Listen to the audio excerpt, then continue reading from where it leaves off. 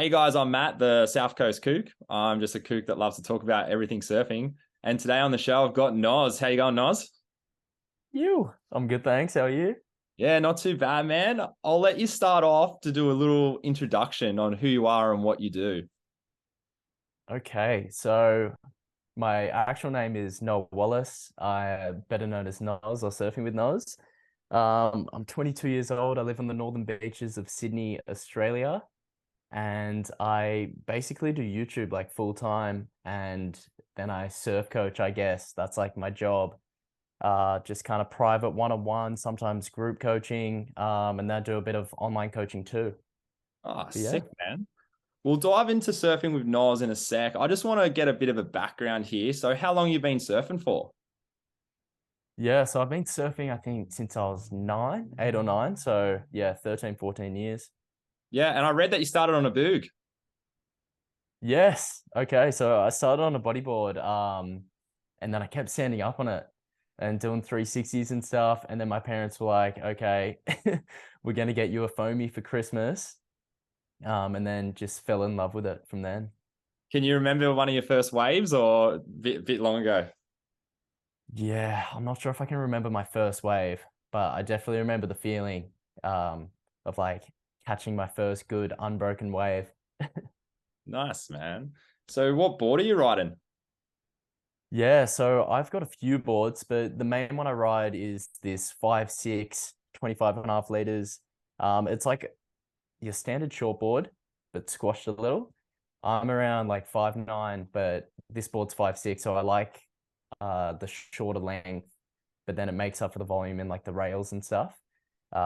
Just because I guess a lot of the waves I surf are quite small. So yeah, just have more speed and stuff. So where are you surfing? Like where you located? Yeah, so in the northern beaches, I try not to give away too many spots, but anyone who knows the area, you already know where I surf from my videos. Um, but yeah, I guess I can say a few of the spots. So the main ones I'd surf would be, Yeah, nice. Good waves up there. yeah, they're pretty good. I can't complain. Everyone always like comments and stuff on my stuff saying how amazing it always looks. That's only what I show. It's not always as good as what it seems. Nah, for sure, man, for sure. And do you have like a best wave of your life or a session that stands out? Oh, the best surf I ever had was Hanalei Bay in Hawaii on an island called Kauai. Hope I'm pronouncing this properly. And it's just this right hand over reef that goes for ages. I think the Irons brothers, they grew up there.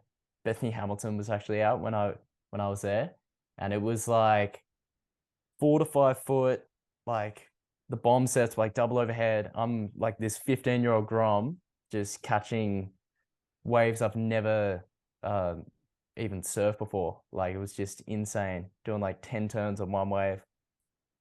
And what was it like surfing with Bethany Hamilton? Well, the funny thing is, my sister saw her, but I didn't because there's so many people out there. Um, so I don't know. I guess I can't really answer that. What did your sister say she was ripping? Yeah, she like couldn't believe it. But I did surf with John Florence. And surfing with him was probably the craziest experience ever. He actually paddled past me and I was looking at him and he like smiled and nodded his head and I was just too shy to say anything. But then I watched him get away. It looked like a complete closeout, this 3 footer, just nails like 3 finners in a row. Insane. Where was that at? That was actually out like the front of his house, just to the side of Pipe. It was pretty small, heaps of sand on the reef, so it was like a beach break. Yeah, sick, man. And like obviously Yeah. you said you surfed Hawaii, but any other places overseas that you've surfed? I actually surfed in Thailand. There was like this massive storm, and I surfed there. I surfed in Portugal, but I only went for one surf, kind of near Peniche. Um, but that was pretty average. It wasn't a surfing trip. But no, I haven't really been on, I guess, many surfing trips besides Hawaii. That was with my family. Yeah. And when did you say that was? How long ago? So yeah, I've been twice, luckily. Once was when I was 15, so 7 years ago, and then 2 years after that, I was 17. Yeah, Yeah, so a sick. while ago. Yeah, a while ago. You Yeah. due for another one, man. Oh, 100%.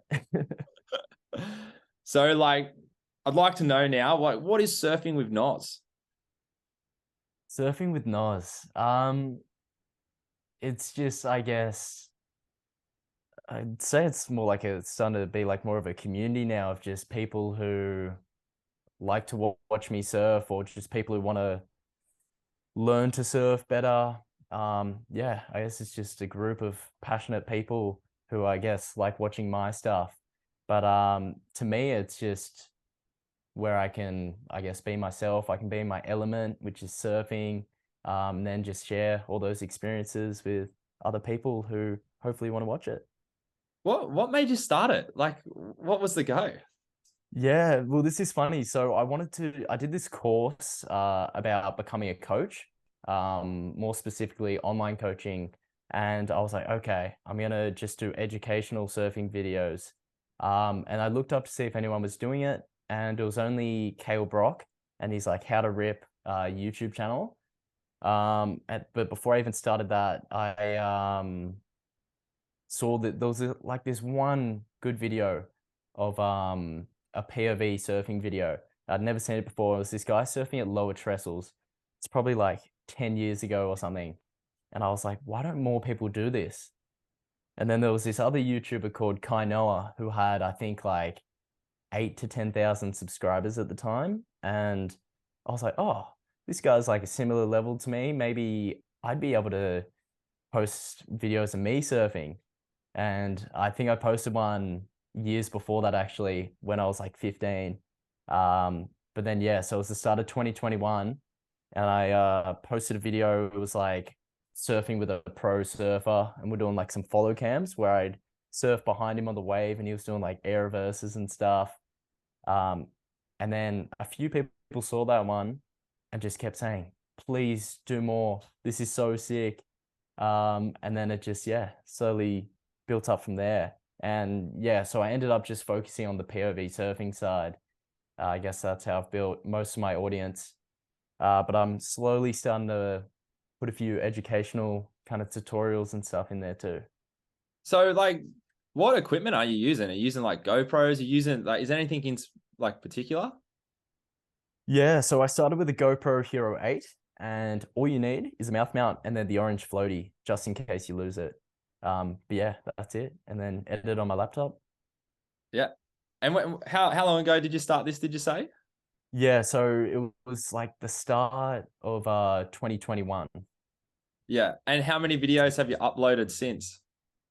Yeah, so it's over 100 now. I'm not sure because YouTube is counting shorts as videos too for some reason. So including shorts, I'm over 200, but I think without them, I'd be like, I'm not sure actually, 120, 150. Like it's quite a few. And so you've uploaded your first video, right? And it's you behind a guy surfing. And then what, you had that really good engagement. So you did a couple more. And then when did you go, I'm gonna do this like full time? Yeah. So yeah, that's a good question. So this was all when lockdown was happening. And I was like, oh, I'm not like happy. I was working part-time at a nursing home in the kitchen, and I hated it. The people were nice, but not the best environment. And I don't know, I just wanted to do something else. And I was actually trading stocks at the time, and I'd done really well when I first started, and then I guess lost basically everything I made. So I was like, okay, that's not the most consistent stream of income. I know I'm gonna post videos, and yeah, I guess at the time where I was at was it's kind of like a low point in my life. I guess I was having a big identity crisis, and going through all this stuff with like mental health. And yeah, posting these videos was like my new passion and purpose. And it was after like a few videos after that first one where one did really well. And I was like, wow, imagine I could just post a video or two every single week. and then just build it up from there. And yeah, then I don't know, it was kind of like my hobby, but it would have been probably as I was going towards like 10,000 subscribers, which I think happened in like 9 months. That's when I was like, okay, I got to take this seriously now. But yeah, still working on that as like the full-time thing, but yeah. What did you get any backlash from people when you said this is what you're going to do? Like, I'm assuming did you quit your job and just go, you know what, this is what I'm doing? Yeah, so I didn't actually quit my job until a bit later that year. Once I guess the surf coaching stuff was building up a bit. Um, and then I was like, yeah, this is what I want to do, make videos, coach, like teach people and stuff. And yeah, I guess I got a bit of backlash from people around me. And sometimes, my family's like, oh, you could still get like a job on the side and all this stuff. But I don't know. I guess I just trust in what I'm doing, and I don't know. I'm just going all in. So yeah. I assume that it'd be a pretty similar process like with my podcasting. Yeah, people like you can do stuff on the side, but there's so much work that's actually involved.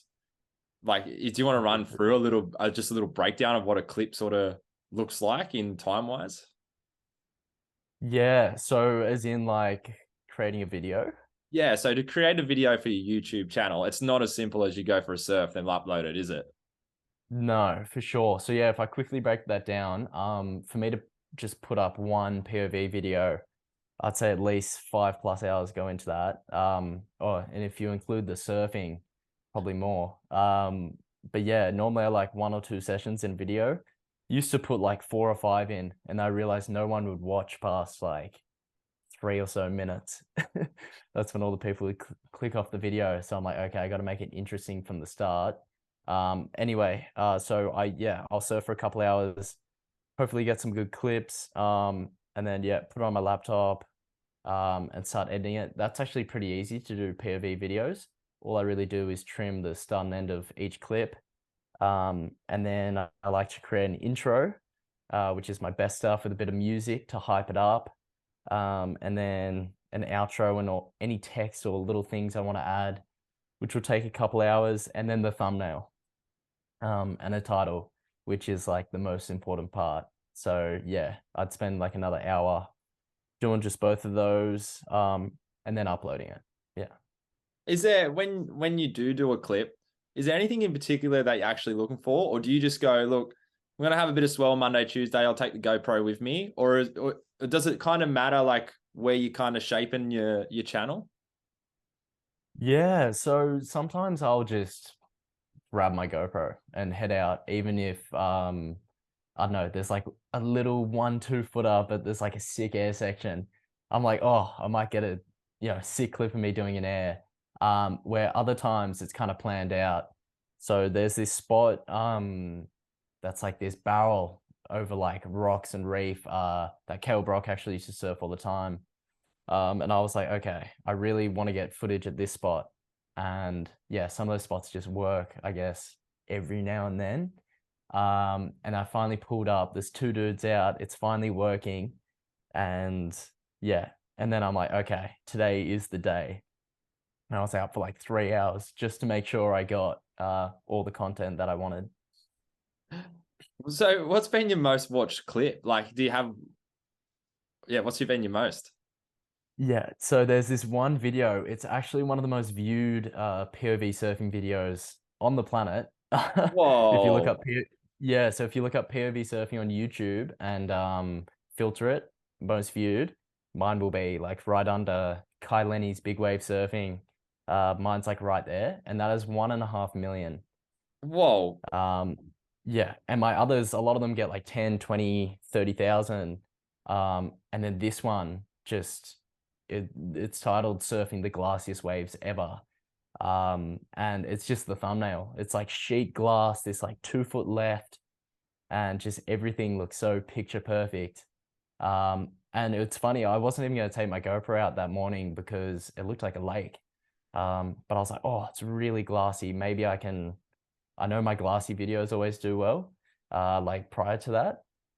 So I was like, okay, maybe I'll get something cool.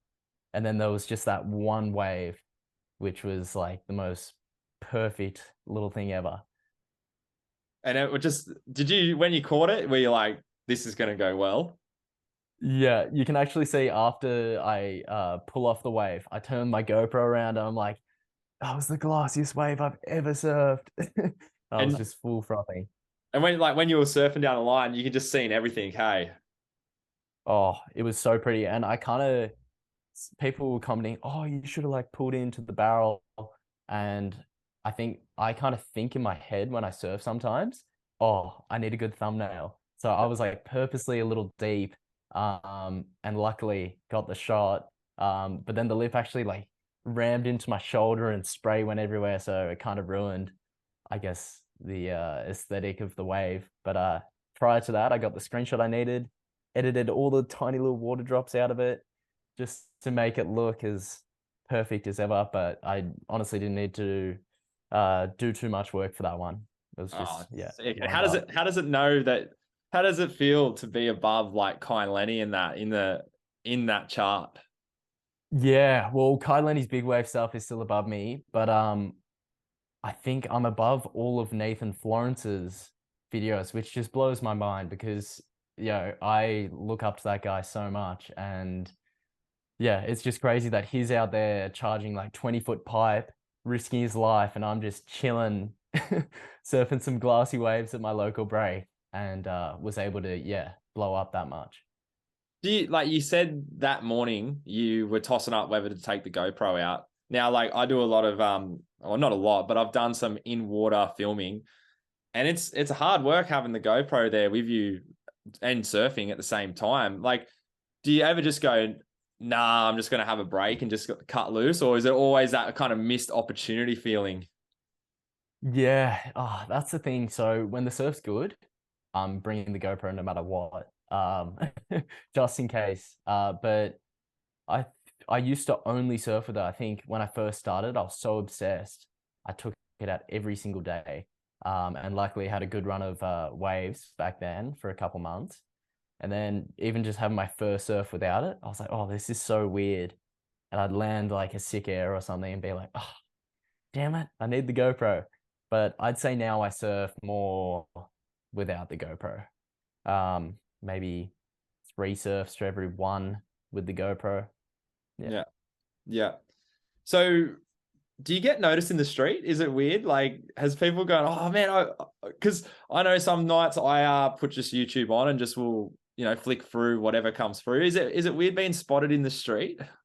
Yeah, it is really weird. Sometimes like a really recent one, shout out these kids if they're listening. I was just waiting for food in my car.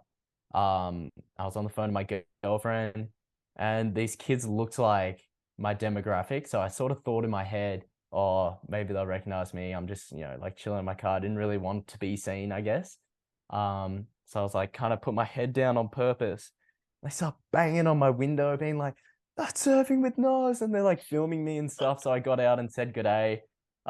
It's funny, they were kind of just roasting me when I got out. They were like, oh, you're like clickbaiting on your recent video and all this stuff, which was pretty funny. Yeah, besides that, like, yeah, I got quite a few people who would just come up to me in the surf. Like I walked past a school who was down at the beach the other day, and I heard my name and I look over and there was like 15 Groms just waving at me. So yeah, it feels really nice, I guess, to be recognized, like especially in the surf. But I guess if I'm just out and about going shopping for groceries or something, it's it's almost like you don't want to be Yeah, seen. yeah, for sure. And like, Yeah, I'm on like the smaller scale. yeah, yeah, yeah. Can you imagine like what the big guys are copping when they go out? Oh, yeah, Justin Bieber having like a million cameras in his face every day. Yeah, Yeah. hate it.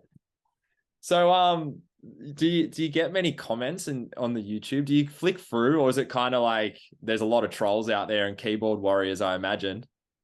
Yeah, there's a few keyboard warriors. It's funny, TikTok actually has the most. Oh, really? Yeah, TikTok is just brutal. So yeah, be careful posting on there. But yeah, so I do still try to reply to all my comments, but it's getting kind of ridiculous now. So I'm just will like heart a lot of comments, but I'm still looking at all of them because I guess I don't know. It's like I'm putting my creative work, on this platform, and yeah, luckily I've got like such a nice fan base. Of like some other like-minded, passionate surfers who are always like, hyping me up and stuff. But yeah, every now and then, maybe 1% or less of the time, there'll be someone just drilling me, For no which reason is, at all. no reason at all, just to make themselves feel better. But you know, there was a quote I heard the other day. It's hate comes from below, not above. I don't know, Yeah. it kind of stuck with me. I'm like, yeah.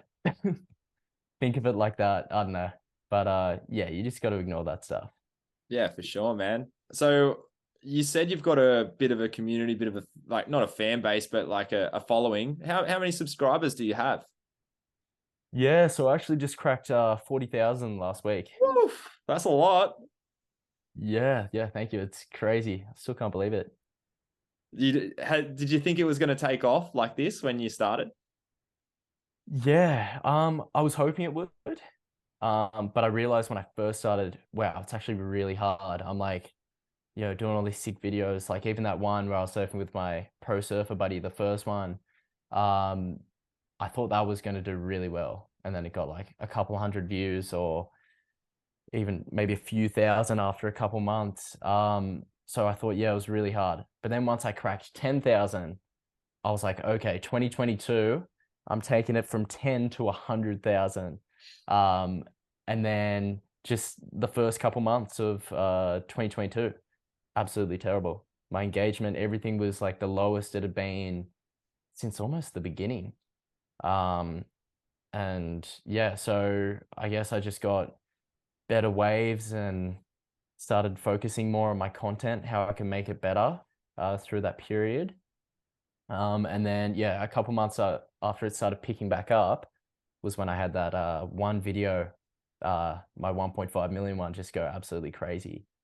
So yeah, ever since that video did well, it's been, yeah, pretty smooth sailing, which is good. There's a bit of an algorithm to it. Hey, like you been studying it and like following it closely to like what pops up in your feed and stuff like that? 100%. I research like every other surfing channel, seeing what they do. I watch other like just YouTube videos about how to be better on YouTube, like Mr. Beast podcast and all that stuff. I love it.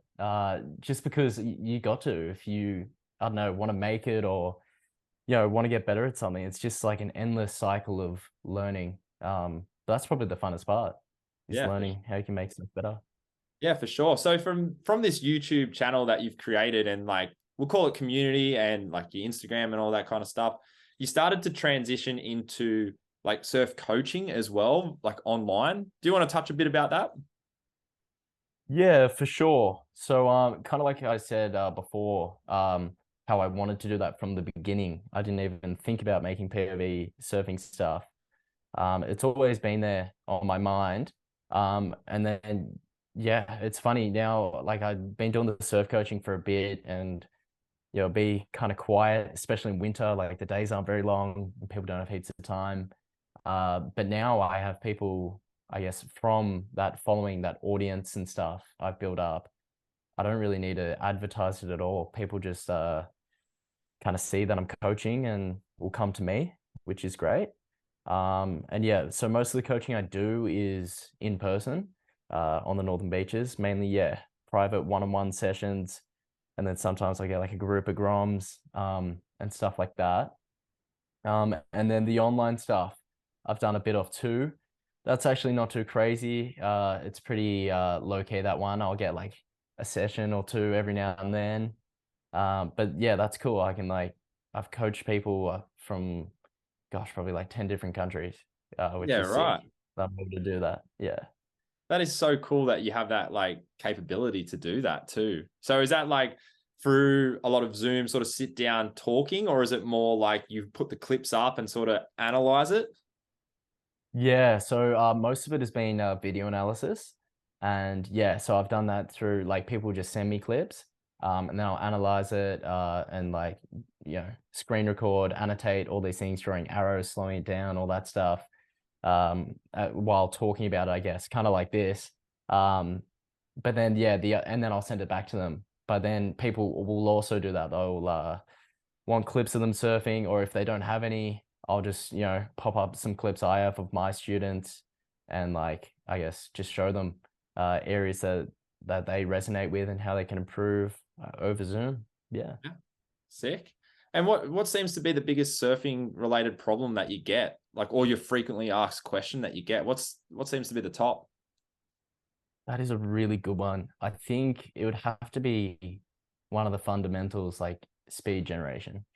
And hot tip for anyone listening, the first thing you want to do is position yourself better.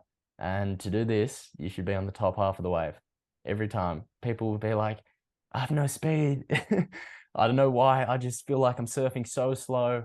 And they'll send me some clips and I'll be like, you're surfing at the bottom of the wave. You should only go to the bottom when you're doing turns or getting around sections and stuff. So yeah, just little simple things like that. People tend to overcomplicate it, but yeah, if you can just take it back a few steps and just go to the base level, yeah, it's all down to the fundamentals. Yeah, sick, man. Do you have any like sponsors or supporters that you'd like to give a shout out to while we're talking? Yeah, I've got some in the works which I can't talk about, but Oh man, could have been the time to release it. I know, still finalizing that, Yeah. but yeah, so I guess my board sponsor Vibe Surfboards, they actually moved up to the Sunshine Coast, so they haven't been making boards, or at least for me, because they haven't set up shop for like 10 months or so. So yeah, I guess I'm looking at potentially other opportunities there. And then yeah, I had a thing going with FCS, where I was like an affiliate for them. I was like I guess the influencer guy. But their whole e-commerce team got made redundant. Oof. Um, yeah, so don't know what's happening with them either. Like the surf industry is cutthroat. Yeah. Yeah, but then I guess a lot of the stuff I do is like brand deals, um, where I'll work short term, like do a one-off thing for brands, like surf paints, um, or have a long-term one, which I guess is what trying to build with surf paints as well, and a few others like Insta360 camera company. But yeah, I don't have any major sponsors yet. But yeah, so yeah, lots of like little bits and pieces here and there. Yeah, as you're growing, so those opportunities are growing too. Do you and like obviously disclose whatever you'd like to disclose, but with YouTube having that many subscribers, 40,000, which is a fair few, do you hear from them? Is there like any sort of behind the scenes stuff that the general public don't know about? Yeah, sorry, in like what sense? Like, is there money involved? Is there advertising involved when it comes to so many subscribers? Yeah, well, with YouTube, you start getting paid, earning AdSense, like ad revenue, once you have 1,000 subscribers and 4,000 hours of watch time. So I've been monetized my channel a few months after I started. So I think it was May 2021. And yeah, ever since then, every month I get a paycheck from YouTube, which is pretty nice. And that's honestly, you think, oh, the more followers, subscribers you have, the more it'll go up. But it's actually the opposite. It's views. So you could have like 10 subscribers, but if your video gets 1 million views, you'd be killing it. Although you need Yes. 1,000 subscribers. And see, does YouTube come to you with that? Do they turn around and just send you an email one day and go, "Hey man, you've got this much," or is it like you had to reach out to them and go, "Hey, look what I've been doing"? No, so this is just something that's set up. The way they've done it is so well. So they'll like send you emails once you start posting videos. Like they email you all this good stuff, and then they like remind you. They're like, oh, I think when I was getting close, they're like, oh, you've got the 1,000 subscribers, and this is like automated, obviously. But they're like, you just need the 4,000 hours of watch time now. And I think because I had a video blow up and my videos were quite short, I'd had like 2,500 subscribers by the time I actually had 4,000 hours of watch time. And then the day I hit it, I just signed up straight away, and they said it could take like a month. I think it was the next day. Yeah. It's Epic. called the YouTube Partnership Program. YPP. Yeah. You don't have the urge to go buy like 6 TVs, set them up, and just have them on repeat in the lounge room? Nah. I don't even think it works like that. They definitely have a system Oh, to prevent that. yeah. Um, Well, yeah. What's planned for the future, man? What do you plan on doing? Yeah, good question. Definitely some traveling. I think the most recent stuff will be I really want a van. They're just like I've got the money, they're just so expensive right now. And I'm like, I bet as soon as I buy a van, the whole like car market is just gonna crash. Well, can you hurry up and buy one so I can go buy one too? Yeah, I know. So yeah, that's the first thing I want to do. And then travel up and down the east coast of Australia. And just surf new places. I think it will help bump up the quality of content on my channel. And yeah, I guess I'm a bit of a home bug. I'm used to being like at home and stuff. So it will get me used to being away from home more. And then yeah, travel overseas and just share my experiences. Might do some surf coaching retreats and just shoot content, live it up. Hopefully get to surf like the coolest spots. Yeah, sick, man. Yeah, that'd Is be the that why you're dream. pursuing this? Just because you like for that sort of lifestyle and that kind of surfing balance with work? Yeah, 100%. I think like being a surf coach is really sick. And I love helping people, but I feel like the impact you have through YouTube or something where you've got this audience that you can directly influence, I think is just I don't know, like it's kind of powerful in a sense.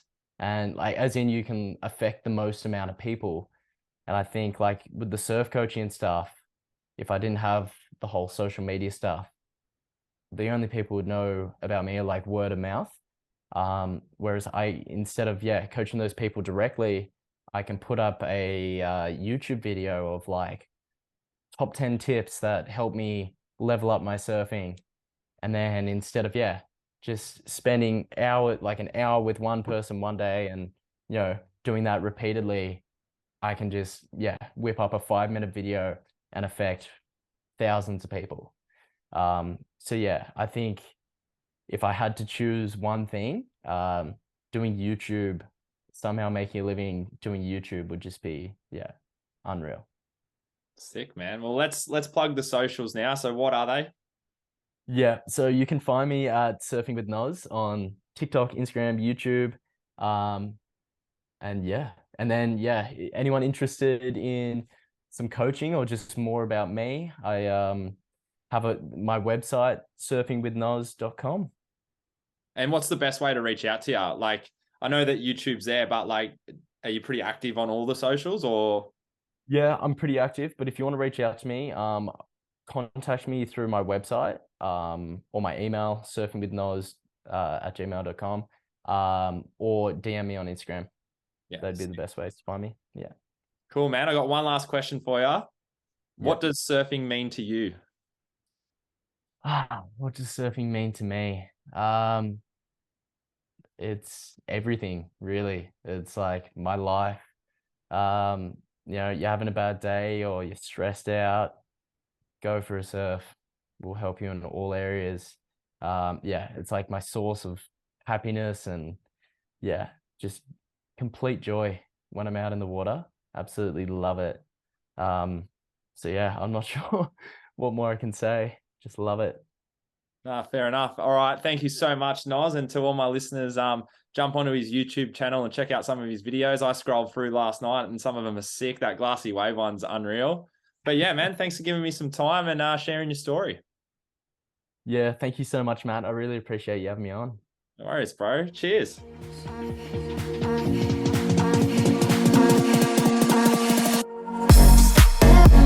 watching.